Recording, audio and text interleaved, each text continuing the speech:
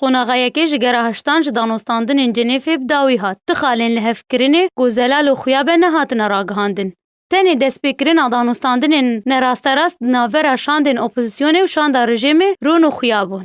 Herçende ku biryar hatibû danan, bi bêmerc divê dest bi danostandinan bêkirin. Lê şanda rejimê bi mercê beşdariyê li danostandinan kir. û mercên şanda rejimê behsnekirina dawî nameya Kongrê riyad dû û nabe ku behsa çûnina Esed bike di proseya veguhastina siyasî ya Sûriyê de.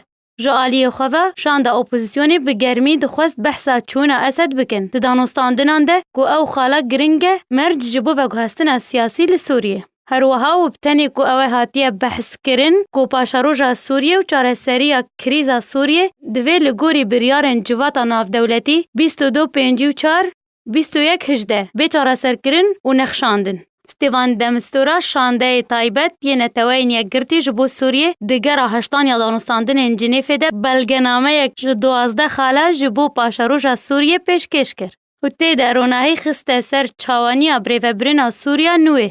û dema ku belgenameya wî ji aliyê şanda rejimê ve hate rexnekirin got ku ew belgenameya nû ne tenê ramanên wî ne. Lêbelê ramanên hevbeş yên ku ji aliyên beşdar hatibûn wergirtin.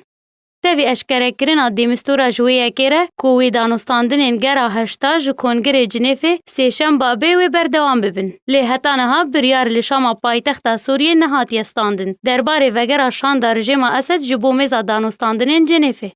Li gorî koçavdêran eşkerekirine gotinên Ceferî derbarê nevegera wan ji bo wê bingehê tenê ji bo pêkanîna fişarekî li ser de Mistura û şanda opozîsyonê ji bo bilindkirina astê guftûgoyan û vekişandinan mercên nehêlana Esed di hikûmeta veguhêz de. Ku ew yek bû egera vekişandina şanda rejima Esed ji beşê yekem ji gera heştan ya danostandinên Cenêfê.